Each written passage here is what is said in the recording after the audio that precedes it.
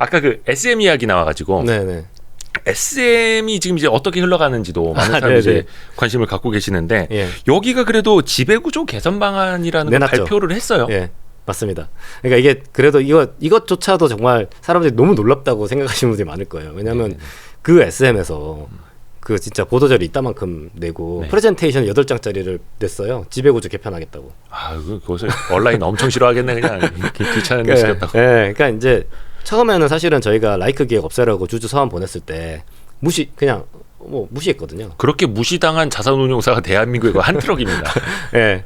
근데 이제 그래서 그래? 그러면 이제 주주총회에서 봅시다. 그다음에 이제 저희가 주주총회 간 것이고 사실은 뭐 저희의 힘이라기보다는 진짜 온 여의도의 승리라고 제가 했는데 이게 사실 기관들이 정말 쌓여 있었어요. 그렇죠. 네, 쌓여 있어요. 왜냐하면 옛날에 KB가 대장으로 가서 얘기했는데 그때도 무시했거든요. 무시당. 네, 다 같이 기분 나쁘죠. 한국투자밸류도 그랬고. 네, 그래서 이제 뭐 저희는 조금 더 자유로운 면이 있으니까 아무래도 대형 기관보다는 저희는 뭐 한 스텝을 더 한 거고 이제 당연히 이제 이 부분은 이제 그 주총에서 이제 표대결로 보여줬죠. 단순히 감사만 넣은 게 아니라 이사 선임부터 해서 정관 변경까지 다 막았거든요. 저희. 네.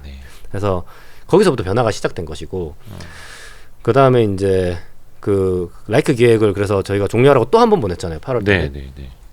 그래서 결과적으로 9월에 진짜 이거 없앴어요. 근데 정말 원해서 없앴다기보다는 이제 그런 면도 있겠으나 아마 좀 용단을 내리신 면도 있겠지만 또 한 가지는 결국 주주들이 힘을 보여줬기 때문에 주총은 항상 온단 말이에요. 1년에 한 번씩.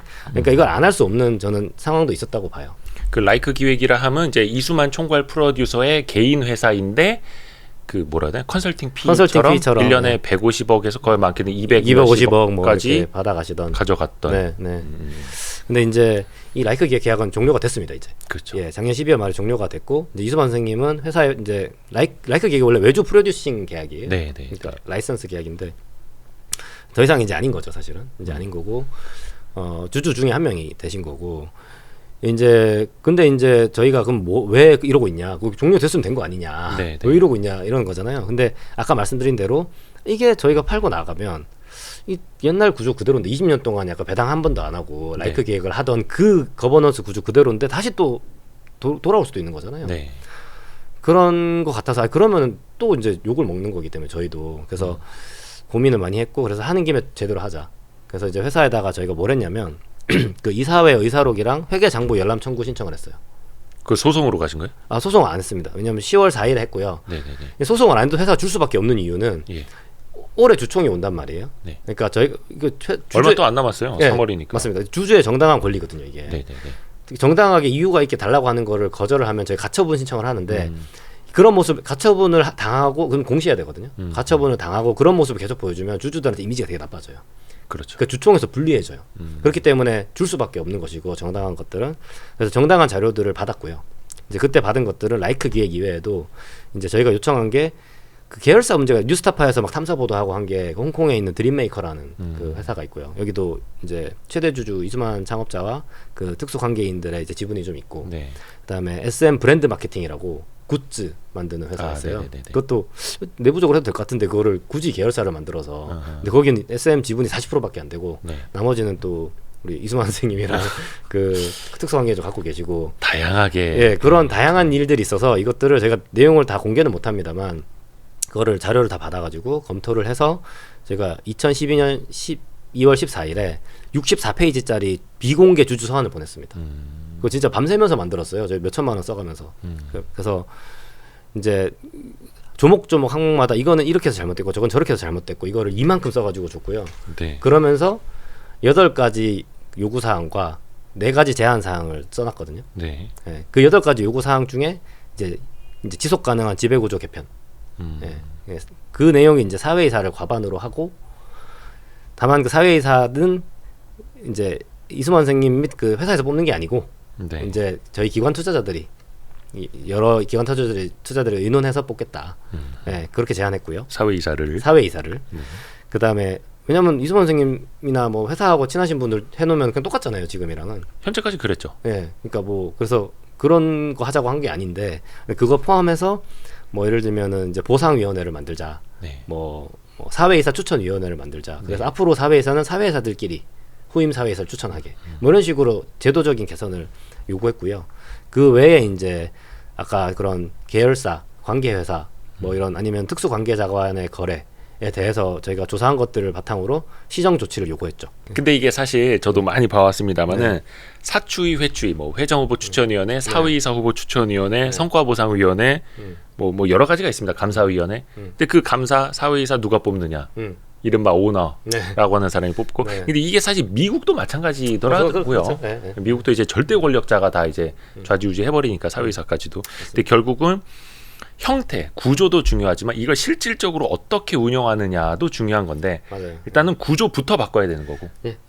그러니까 우리나라는 미국은 사실 좀 괜찮은 게 그 이사의 그런 법적인 의무가 아무래도 이제 좀 주주에 대해서도 fiduciary duty, 그러니까 충실 의무가 굉장히 있고 그다음에 소송도 되게 쉽기 때문에 주주들한테 막 소송을 당하죠, 막. 그러니까 함부로 할 수가 없어요. 그 누가 와도 사실은. 그래서 법적 책임이 되게 세고 그래서 돈도 많이 받고요. 미국 이사들은. 근데 우리나라에서는 그런 게 없기 때문에 구조적으로 독립적인 사람이 하도록 하지 않으면 변화가 없어요. SM 이사회도 어쨌든 감사님이 곽준호 감사님이 들어간 다음에 완전 이제 옛날하고 완전 거기는 바뀌었고. 이제 온라인하고 소액주주들이 이렇게 추천해서, 표대결을 해서 추천해서 네. 감사위원회에 들어가신 거죠. 감사님이 상근 감사인데. 상근 감사로. 그러니까 전혀 이제 이수 선생님하고 관계가 없잖아요. 네. 그러니까 되게 투명하게 이사회가 진행될 수밖에 없는 거죠. 외부인이 한 명 들어와 있는 거니까. 그래서 근데 어쨌든 감사와 이사 역할이 또 다르기 때문에 이사회조차도 좀 독립 그런 곽준호 감사님 같은 분이 사회이사에 있어야 된다는 거죠. 저는. 사실 감사가 힘이 막강하지 않습니까? 막강하죠. 거의 이사회 결의가 난 것까지도 다시 백도 시킬 수 있는 권한을 갖고 있잖아요. 그렇죠. 그게 잘못됐다면. 잘못됐다면. 위법한 게 있다면서 감사의 권한이 막강한데 요거를 이제 SM을 소액주주들이 감사를 그렇죠. 안에다가 넣은. 그래서 어떤 일이 일어났습니까? 라이크 기획이 없어졌습니다. 그래서 연간 거의 한 200억씩은 이제 주주 몫으로 혹은 돌아올 수도 있는. 그러니까요. 엄청난 변화죠. 감사를 선임할 때만 해도 그런다고 라이크 기획 없어지겠어라고 했어요. 일단 처음에 감사 선임하려고 할 때도 이거 되겠어라고 했고요. 그다음에 하고 나서도 그런다고 라이크 기획이 없어지겠어 했는데 다 되는 거 보시면은 그럼 그 다음도 지배구조 개편 저희가 요구했잖아요.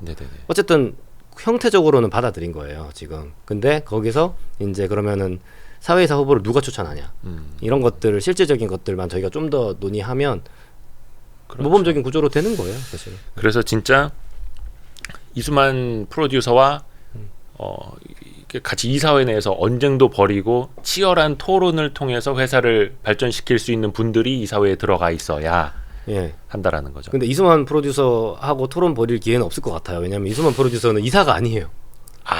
이사회 멤버가 아니니까. 본인 이사였으면 또 이런 일이 아니라. 차라리 그죠. 차라리 그러면 월급 받고 이사회 들어가서 공식적으로 문서 남기면서 회의를 하세요. 그렇게 했었어야죠. 나은데. 그렇게 했었어야죠. 그게 아니라 저기 장 외에 있으면서 손가락 경영하는 거지 않습니까?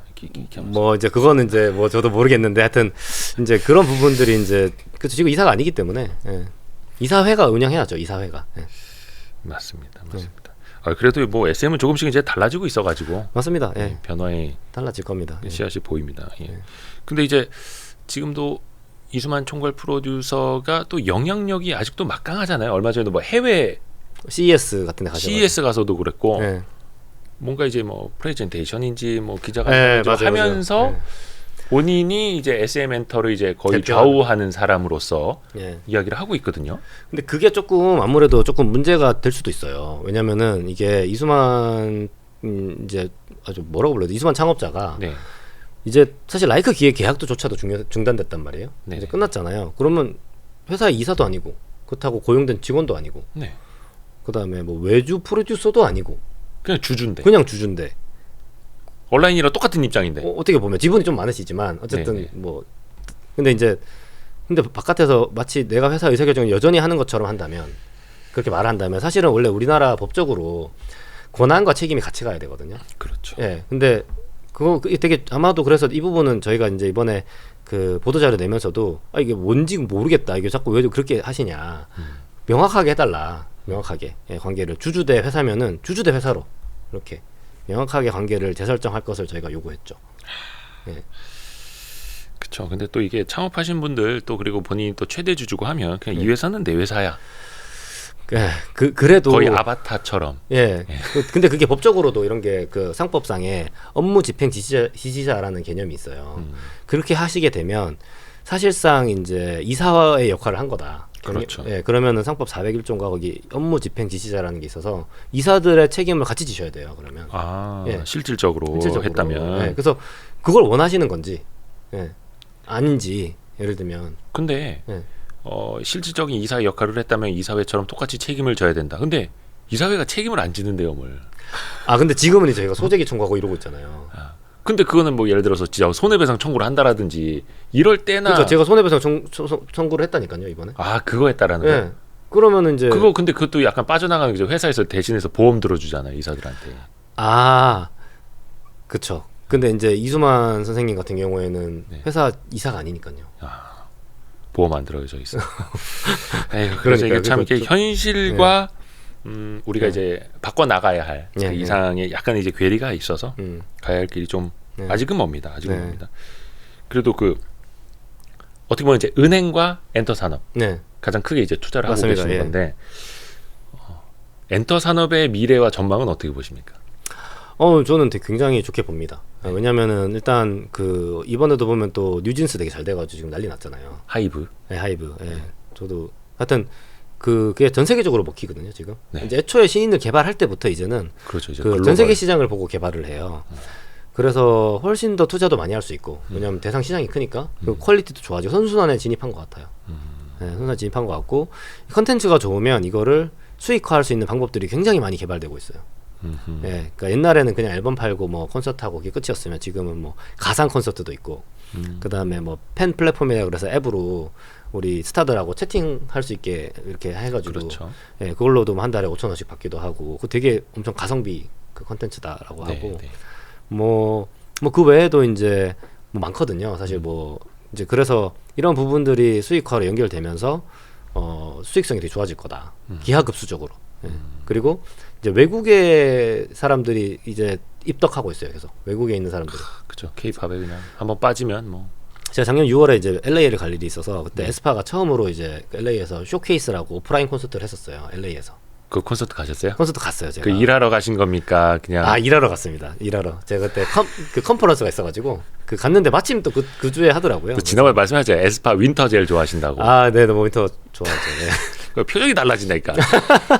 그 이수만 그 프로듀서 얘기할 때랑 윈터 얘기할 때랑 표정이 달라져요. 그래요? 네. 왜 이승환 선생님도 좋아하는데 저는. 아니 저 이제 보아도 좋아하고 SES도 좋아하고 진짜 그 콘서트 가셔서 콘서트 가서 어땠어요? 봤는데 저 외국 사람들이 너무 많은 거예요. 진짜 이게 그쵸. 그냥 저는 외국에서 하는 거니까 외국 사람들 그래도 많죠. 뭐 아시안들이 좀 많을 줄 알았는데 조금 뭐 다른 다양한 인종의 사람들이 많고 막 그런 사람들이 앞에서 막 이러고 있으니까 이제 와 진짜 이게 전율이 일어난다. 그러니까 진짜 한 몇 년 전만 하더라도 우리나라 가수가 거의 LA에서 공연 많이 했으니까 그때 보면 이제 한인들 위주 네. 아니면 아시아계 위주였는데 지금은 뭐 그냥 전 세계 다양한 인종이 가서 콘서트 맞습니다. 들어가니까 예. 확실히 그거 달라진 네, 거죠. 네. 그래서 메인스트림이 되는 그런 게 된 것 같아서 이게 어느 시점에 어느 그룹이 뜨고 이런 건 있지만은 우리나라의 산업에 저변이 생긴 것 같거든요. 이 프로듀서의 풀, 작곡가의 풀, 그 다음에 이게 연습생이라든지 뭐 이런 것들이 그래서 성공할 수 있는 가능성이 더 높아졌다. 저 대한민국의 거의 이제 대단한 수출주가 네, 생긴 거죠. 수출주가. 그래서 그때 그 에스파 공연 다 보신 거예요? 네. 에스파 단독 공연. 에스파 단독 공연. 네. 그 쇼케이스라고 해가지고. 쇼케이스. 예, 근데 공연 그것도 뭐 티켓 가격 뭐 200불 하고 막 그랬어요. 그래서 거기 유튜브 티어터라고 그 네. 소파이 스타디움이라는 데그 바로 옆에 있는데 네. 그것도 5,000석인가 3,000석이 꽉 찼더라고요. 네, 되게 재밌게 봤고요. 이제 그러면 쇼케이스를 한 거면은 본격적인 투어나 막 이런 것도 엄청나게 또 크게 이제 할 수 곧 있는. 이제 할 거예요 아마. 예, 이제는 팬이 이제 어느 정도 쌓여야지 할 수 있거든요. 노래도 좀 쌓이고 그쵸, 팬이 쌓여야지 이제 그 조금 더 큰 규모의 걸 할 수 있고요. 아마 곧 하는 걸로 알고 있습니다. 에스파도. 예. 그 에스파의 미래는 어떻게 보십니까? 뭐 저는 되게 밝게 보고 있고요. 네네네. 예, 근데 이제 하여튼 프로듀싱이 되게 중요할 것 같아요. 그러니까 음반 음원 기획 같은 걸 좀 잘해야 되고. 근데 그 프로듀싱을 또 이수만 프로듀서가 천재적으로 어떤 영감을 불어넣어서 예. 그렇게 하셨다는 거 아니에요? 근데 이제 지금 이번에 이제 그 갓더비트라고 네. 그 나왔거든요. 그 네. 저기 보아, 태연, wendy 그다음에 그 카리나 아니고 윈터 네. 이렇게 해서 하여튼 SM 걸그룹 사람들 다 모여가지고 한 거를 또 이수만 선생님 프로듀싱해서 나왔는데 예. 저는 노래는 잘 모르겠더라고 이번 거는. 근데 음반 성적 되게 안 좋아요.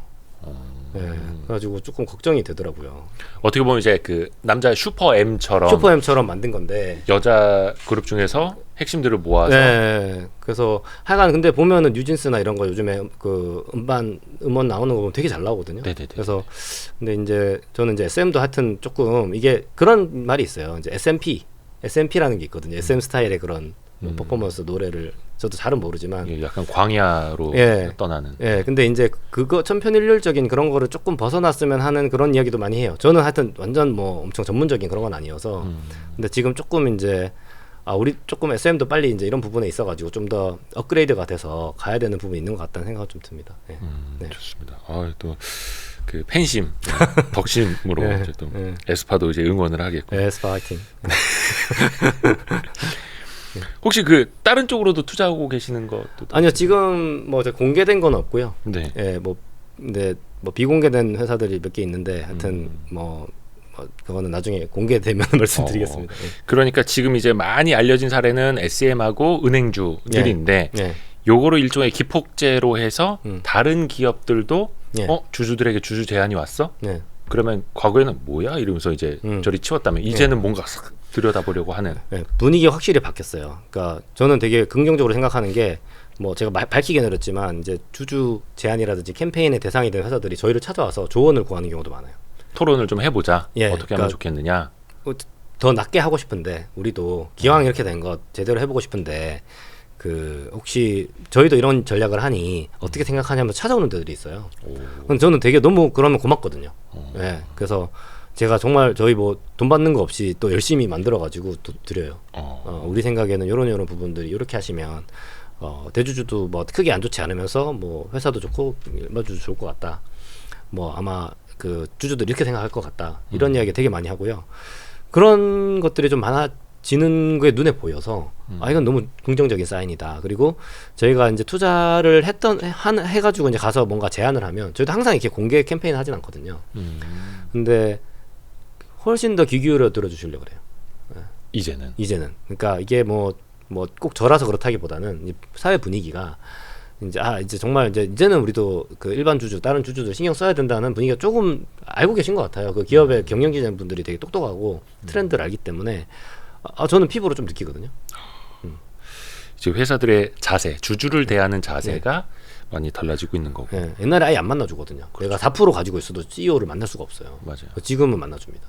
이제는 뭐 주식 투자자가 1,400만 명에 이르는 시대이고 네. 또 한번 하면 이제 또 표가 뭉치기 때문에 맞습니다. 그래서 개미가 무서운 거죠. 맞습니다. 근데 또 약간 그런 비판도 있어요. 뭐 최대 주주 지분율이 너무 높아서 이제 압도적으로 이제 싸움이 안 될 것 같은 데는 이제 못 들어가고 맞아요. 결국은 최대 주주 지분율이 낮은 약한 그래서 어떻게 보면 만만한 상대를 찾아간다. 예. 만만한 상대 찾아가서 싸움을 거는 것 아니냐라는 비판도 일각에서는 있습니다. 맞습니다. 그거는 솔직히 납득합니다. 그건 맞는 말이고요. 왜냐하면은 저희도 어쨌든 간에 저희가 사회운동을 하는 게 아니고 저희도 펀드이기 때문에 저희 고객들을 위해서 어쨌든 수익을 극대화해야 되는 것도 있어요. 다만 이제 저희 전략이 장기적으로 수익을 극대화한다는 걸 다들 동의하고 들어온 거기 때문에 네.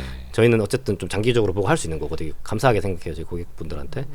근데 이제 어쨌든 간에 그래도 될 걸 해야 되기 때문에 저희도 다만 이제 저희가 그 꼭 그렇다고 이제 지분율 낮거나 그러니까 은행이나 SM 같은 경우는 지금 뒤돌아서 보면 되게 이건 되겠네라고 생각하지만 사실은 꼭 그런 것만 계속 할 수는 없거든요. 그런 게 많지는 않아서 그래서 이제 그 다음번에는 분명히 좀 더 다른 경우들도 해야 되는데 저희가 많은 생각을 하고 있고요. 뭐 한 가지 좀 말씀드리면 저희가 고민 많이 하고 있는 부분이 집중투표제 부분에 되게 고민 많이 하고 있습니다. 예.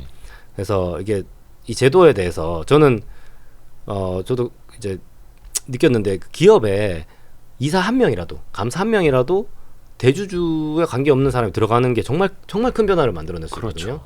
근데 그거를 하기 위해서 가장 좋은 툴이 집중투표제입니다. 네. 네, 물론 3% 룰이 있어가지고 뭐 좀 큰 회사들은 감사위원회 위원이 될 사회에서 한 명 분리 선출하잖아요. 잠깐 좀 설명을 드려야 될 것 같은데 3% 룰이라고 하면은 지분이 30% 뭐 90% 있어도 그 감사 한 명을 선임을 할 때는 최대 지분율 의결권 3%까지만 인정이 되는 그래서 최대 주주의 영향력을 조금 제한을 시키는 거고 집중투표제라고 하면은 뭐 이사 후보가 한 5명이 있다.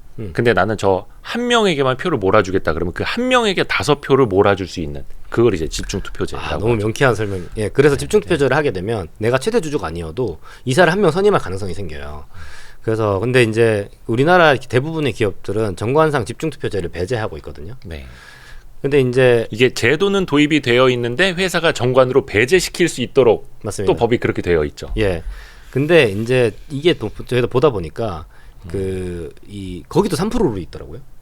집중 투표제를 배제하는 정관을 네. 배제 안 하게 만들려면 그 정관 변경을 하면 되는데 그때는 3%로 적용돼요. 주총 의결권에서. 오. 근데 여기서 제가 지금 아마 저희 그 거버넌스 포럼에서도 아마 이런 이야기 좀 할 수도 있을 것 같은데 네. 이게 보니까 그 3% 룰이 적용되는 기준이 시행령으로 정해져 있는데 자산총액 2조 이상의 회사에 대해서만 3% 룰이 적용돼요. 근데 사실은 집중투표제가 필요한 회사들은 자산총액 2조 미만인 회사도 많거든요. 진짜 그 오너가 그 손가락 경영하는데. 네. 자산총액 2조 이상인 회사에서는 어차피 그 감사위원회가 도입돼 있고 그렇죠. 저기 3% 룰이 적용되는 사회에서 한 명 선출할 수 있는 게 룸이 있어요. 네. 그러니까 그거보다 낮은 회사들에서 사실은 이제 이게 집중투표제가 더 필요한데 이게 법이 아니고 시행령이기 때문에 제 생각에는 이런 부분에 대해서 좀 이거는 정부에서 의지를 가지면 좀 바꿀 수 있는 부분 같아요. 맞습니다. 그래서 이제 이런 거를 좀 많이 좀 이야기하려고 하고 좀 마음 먹고 있고요. 자산총액 2조 이상인 회사에 대해서는 저희가 혹시나 지분을 갖게 되면 저희는 그냥 연말에 그냥 저기 정관 변경 뭐 제안을 통해서 집중투표제 배제하는 거를 빼게끔 하는 거를 해보려고 생각 중입니다. 예. 사실 또 이제 힘이 생기면 예.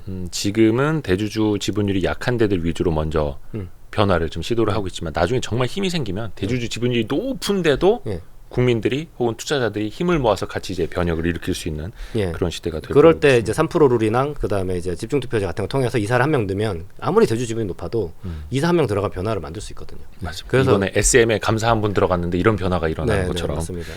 그리고 또 저도 야식 잡설 같은 거 통해서 많이 이제 이야기를 하는 것처럼 이번 정부가 특히 이제 금융위원회에서 예. 코리아 디스카운트 현상을 해소하기 위한 거의 릴레이 세미나를 하고 막 계속해서 이제 법안 바꾸려고 네. 하고 그 부분은 정말 칭찬할 만합니다. 저 너무 놀랐고요. 저도 몇 번 갔잖아요. 몇 번 네네네. 갔고 한데 정말 토론회도. 열심히 열일하세요. 그 맞아요. 금융위 분들이 되게 열일을 하고 있고 그래서 이게 정부 범정부 차원에서 지금 코리아 디스카운트를 없애자 하는 그게 있는 것 같고 진심인 것 같거든요. 그래서 맞아요.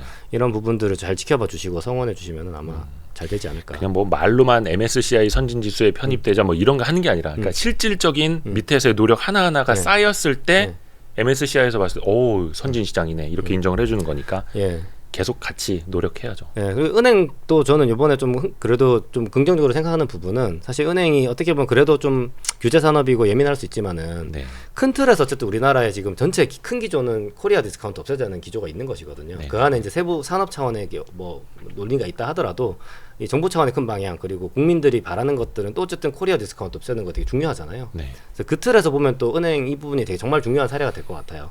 이게 이제 정말 이 상식적인 선에서 이게 되냐 저희가 되게 합리적인 요구를 하는 거기 때문에 아니냐를 가지고 또 사람들이 관심 있게 좀 많이 봐주시면 이것도 정말 좋게 풀리지 않을까 그렇게 생각합니다. 요즘 그래서 뭐 정부도 열일하고 있고 온라인 파트너스 자산운용도 열일하고 있고 이창원 대표님도 열일하고 있고 온라인이 그 뭔가 이제 뭉친다 동맹 이해관계를 일치시킨 온라인이 약간 정렬한다는 뜻이거든요. 네네네. 예, 그래서 원래 alignment of interest라는 말이 있어요. 이해관계 일치. 그러니까 이게 어떻게 보면은 대주주건 소액주주건 경영진이건 누구건 다 회사가 성장하는 방향으로 가면 다 좋은 건데. 맞습니다. 예. 그래서 그 일치가 될 수 있는 예. 온라인이 될 수 있는 때가 오기를 바라겠습니다. 감사합니다. 오늘 이창원 대표님 나오셔서 고맙습니다. 감사합니다. 감사합니다. 네. 고생하셨습니다.